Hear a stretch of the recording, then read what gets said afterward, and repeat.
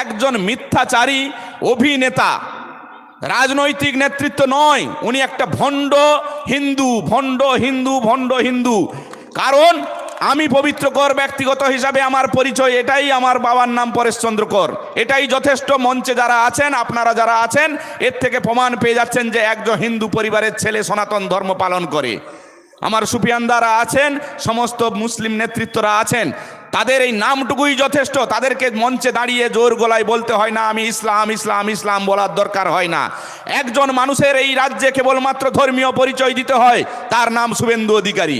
মঞ্চে দাঁড়িয়ে ধর্মীয় পরিচয় দেয় আমি নাকি সনাতনের সেবক, সনাতনকে রক্ষাকর্তা, এই তার নমুনা। গোমাংস ভক্ষণকারী একজন হিন্দু যিনি হচ্ছে যে বলে এটা সনাতনের সেবক। আমি মনে করি আমার ধর্মগুরুর কাছে আমি আমার শিক্ষা নেব, ধর্মীয় শিক্ষা। রাজনৈতিক নেতার কাছে ধর্মীয় শিক্ষা নেব আমরা? রাজনৈতিক ব্যবসাদারের কাছে আমরা রাজনৈতিক শিক্ষা নেব, ধর্মীয় শিক্ষা নেব? আমি ওনার অনুগামী কোনোদিন ছিলাম না। তার কারণ 2013 সালে উনি যখন 3-4টে মন্ত্রী, তখন আমি নির্দলে দাঁড়িয়ে উনার বিরুদ্ধে লড়াই করে গ্রাম পঞ্চায়েত দখল করেছিলাম। কিন্তু দলের বিরুদ্ধে ছিলাম না, ব্যক্তিগত হিসাবে আমি একজন ডানপন্থী পরিবারের ছেলে। পরবর্তীকালে আবার একই সঙ্গে সংসার করতে না পেরে আমি বিজেপিতে চলে যাই উনার বিরুদ্ধে লড়াই করার জন্য। পরবর্তীকালে উনি আবার বিজেপিতে গিয়ে উপস্থিত হন। আবার সেখানে আমি উনি থাকার ফলে আমি আর সংসার করতে না পেরে আমি আমার বাড়ি ফিরে এসেছি। অর্থাৎ উনাকে আমার একটাই আতঙ্ক লাগে যে আবার কখন না কখন এখানে চলে আসে। তবে একবারে দায়িত্ব নিয়ে বলেছে আমাদের যুব নেতা অভিষেক বন্দ্যোপাধ্যায়, বলেছে ওই রকম বিষ বৃক্ষকে আমরা আর নতুন করে রোপণ করার সুযোগ দেব না। কারণ উনি বিভিন্ন জায়গায় বলে আমি নাকি ভূমিপুত্র। আর ভূমিপুত্র আমরা জন্ম থেকে এটুকু জানি, ছোটবেলা থেকে আমরা যেটুকু পড়াশোনা করেছি, শিখেছি, মায়ের কাছ থেকে জেনেছি যে যেখানে মাতৃগর্ভ থেকে ভূমিষ্ঠ হয় সেটাই তার জন্মভূমি। আমি কিছুদিন আগে শুনতাম হলদিয়াতে ওনার জন্মভূমি, তারপরে শুনলাম নন্দীগ্রামে জন্মভূমি, এখন শুনতেছি কাঁথিতে জন্মভূমি। একজন মানুষ কতবার জন্মগ্রহণ করে, কতবার ভূমিষ্ঠ হয়, সেটা মায়েরা ভালোভাবে বুঝতে পারবেন। একটি মানুষের প্রতিটা কথাই মিথ্যা। মিথ্যাশ্রী পুরস্কার দেওয়া উচিত। আমরা আপনাদের জয়লাভ করলে, আপনারা আমাদেরকে আশীর্বাদ করলে বিধানসভায় গিয়ে স্পেশাল কোটা করে আমি বলবো যে কোনো রকম একটা মিথ্যাশ্রীর পুরস্কার দিতে হবে শুভেন্দু অধিকারীকে। এর জন্য বন্দোবস্ত আমি করব। যেভাবে বায়ুমণ্ডলে বিষ বপন করেছে, বিষ বৃক্ষ বপন করেছে নন্দীগ্রামের মাটিতে, কেবলমাত্র বিভাজনের রাজনীতি করে, হিন্দু মুসলমান বিভাজন করে, এমন দাঙ্গার পরিবেশ পরিস্থিতি তৈরি করে নন্দীগ্রামের মাটিতে বিষাক্ত বিষ তৈরি করার চেষ্টা করছে। এর থেকে অব্যাহতি চাইতে হবে আপনাদেরকে। উন্নয়ন চলতে থাকবে, উন্নয়নের কথা নতুন করে বলার কি আছে? আমাদের জননেত্রী মমতা বন্দ্যোপাধ্যায়ের একটি মানুষের জন্ম থেকে মৃত্যু পর্যন্ত শতাধিক প্রকল্প, যে সমস্ত প্রকল্প সাধারণ মানুষের হৃদয় কেড়ে নেয়। অপরদিকে কেন্দ্র সরকারের বঞ্চনা আপনারা জানেন। 100 দিনের কাজ সাধারণ মানুষ, আমার কাকিমা, দিদিমা সবাই একটি ঝড়া নিয়ে চলে যেত, কোদাল নিয়ে চলে যেত। যাই হোক, গরিব জীবনে মানুষের কাছে হাতে কিছু অল্প অর্থ আসতো। গরিব মানুষের মাথার উপর ছাদ ছিনিয়ে নিয়েছে কেন্দ্র সরকার। আপনাদের জল মিশনের অর্থ বন্ধ করেছে। দেখছেন পাইপলাইনের কাজ কতদিন ধরে চলছে, কত বছর চলছে, আজকে স্তব্ধ হয়ে আছে কেন্দ্র সরকারের বঞ্চনা। অর্থাৎ আপনাদেরকে ভাবতে হবে উন্নয়নের বিষয়ে কোনো প্রশ্ন নেই আমাদের সরকারের। আমি যেদিন যোগদান করি, শুধু কেবলমাত্র আমি যোগদান করার কয়েক ঘন্টার মধ্যে দল আমাকে গুরুত্বপূর্ণ জায়গায় ঘোষণা করে। আপনারা এইটুকু শুনে স্তব্ধ হবেন না। যোগদান করার সঙ্গে সঙ্গে আমাদের যুব সমাজের আইকন অভিষেক বন্দ্যোপাধ্যায় আমাকে বলে, পবিত্র তোমার কি চাই? আমি তখন বললাম হলদি নদীর উপরে আমার একটা ব্রিজ চাই। সঙ্গে সঙ্গে কয়েক মিনিটের মধ্যে আপনি আমাকে বললেন যে পবিত্র তুমি যেদিন জয়লাভ করবে তার 7 দিনের মধ্যে ওখানে নন্দীগ্রামে শিলান্যাস হবে। অর্থাৎ উন্নয়নের বিষয়ে নতুন করে কোনো বলার অবকাশ রাখে না আপনাদের কাছে।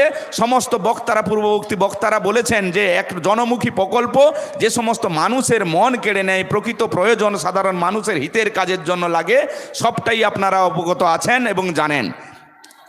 কেবলমাত্র বলবো একজন মিথ্যাচারী অভিনেতা, রাজনৈতিক নেতৃত্ব নয়। উনি একটা ভণ্ড হিন্দু, ভণ্ড হিন্দু, ভণ্ড হিন্দু। কারণ আমি পবিত্র কর ব্যক্তিগত হিসাবে আমার পরিচয় এটাই, আমার বাবার নাম পরেশচন্দ্র কর, এটাই যথেষ্ট। মঞ্চে যারা আছেন, আপনারা যারা আছেন, এর থেকে প্রমাণ পেয়ে যাচ্ছেন যে একজন হিন্দু পরিবারের ছেলে সনাতন ধর্ম পালন করে। আমার সুফিয়ানদারা আছেন, সমস্ত মুসলিম নেতৃত্বরা আছেন, তাদের এই নামটুকুই যথেষ্ট। তাদেরকে মঞ্চে দাঁড়িয়ে জোর গলায় বলতে হয় না আমি ইসলাম ইসলাম ইসলাম, বলার দরকার হয় না। একজন মানুষের এই রাজ্যে কেবলমাত্র ধর্মীয় পরিচয় দিতে হয়, তার নাম শুভেন্দু অধিকারী। মঞ্চে দাঁড়িয়ে ধর্মীয় পরিচয় দেয়, আমি নাকি সনাতনের সেবক, সনাতনকে রক্ষাকর্তা। এই তার নমুনা। গোমাংস ভক্ষণকারী একজন হিন্দু, যিনি হচ্ছে যে বলে সনাতনের সেবক। আমি মনে করি আমার ধর্মগুরুর কাছে আমি আমার শিক্ষা নেব, ধর্মীয় শিক্ষা। রাজনৈতিক নেতার কাছে ধর্মীয় শিক্ষা নেব আমরা? রাজনৈতিক ব্যবসাদারের কাছে আমরা রাজনৈতিক শিক্ষা নেব, ধর্মীয় শিক্ষা নেব? অতএব আমাদেরকে মাথায় রাখতে হবে, কেবলমাত্র উনি একবারে ধর্মীয় সম্পর্কে অসচেতন, কেবলমাত্র ব্যবসা করার জন্য, রাজনৈতিক ব্যবসাকে পরম্পরা চালিয়ে যাওয়ার জন্য সারা পূর্ব মেদিনীপুরকে যেমন জ্বালিয়ে দিচ্ছে, রাজ্যকে তেমন জ্বালাচ্ছে, বিষ বৃক্ষ রোপণ করে সারা বায়ুতে মণ্ডলে ছড়িয়ে দিচ্ছে।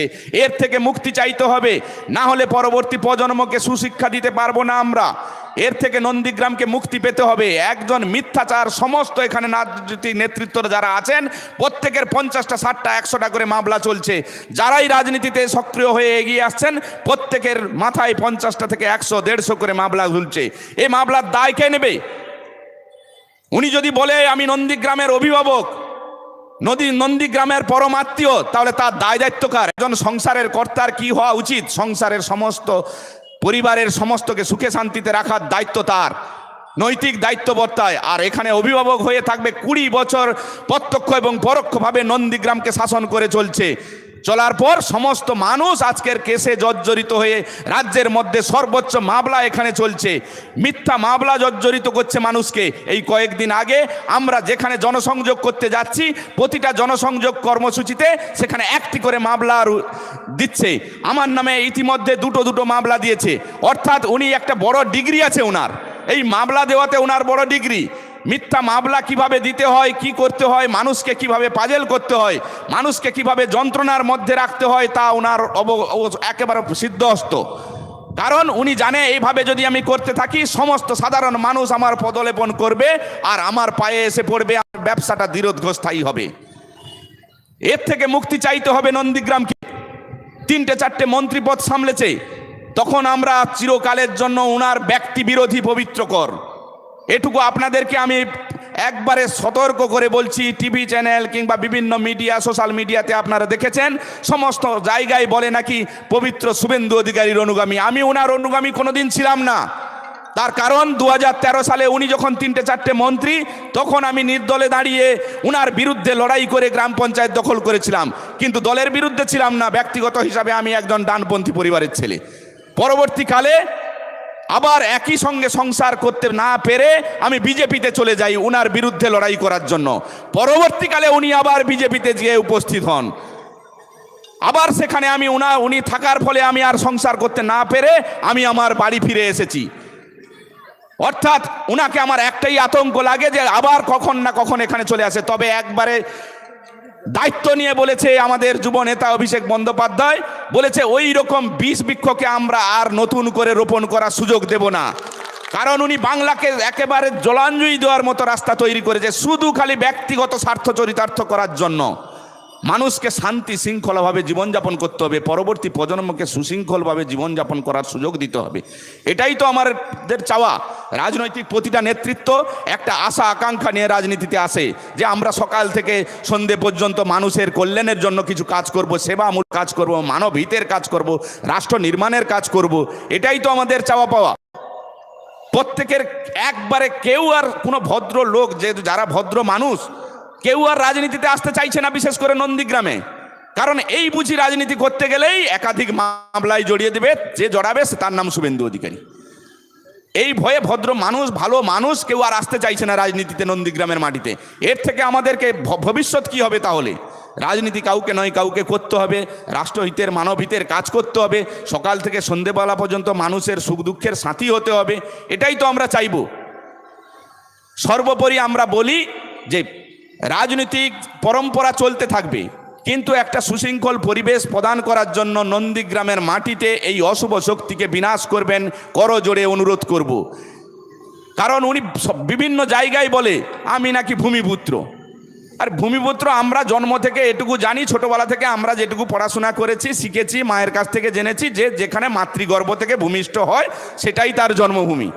আমি কিছুদিন আগে শুনতাম হলদিয়াতে ওনার জন্মভূমি, তারপরে শুনলাম নন্দীগ্রামে জন্মভূমি, এখন শুনতেছি কাঁথিতে জন্মভূমি। একজন মানুষ কতবার জন্মগ্রহণ করে, কতবার ভূমিষ্ঠ হয়, সেটা মায়েরা ভালোভাবে বুঝতে পারবেন। অর্থাৎ একটি মানুষের প্রতিটা কথাই মিথ্যা। মিথ্যাশ্রী পুরস্কার দেওয়া উচিত। আমরা আপনাদের জয়লাভ করলে, আপনারা আমাদেরকে আশীর্বাদ করলে বিধানসভায় গিয়ে স্পেশাল কোটা করে আমি বলবো যে কোনো রকম একটা মিথ্যাশ্রীর পুরস্কার দিতে হবে শুভেন্দু অধিকারীকে। এর জন্য বন্দোবস্ত আমি করব।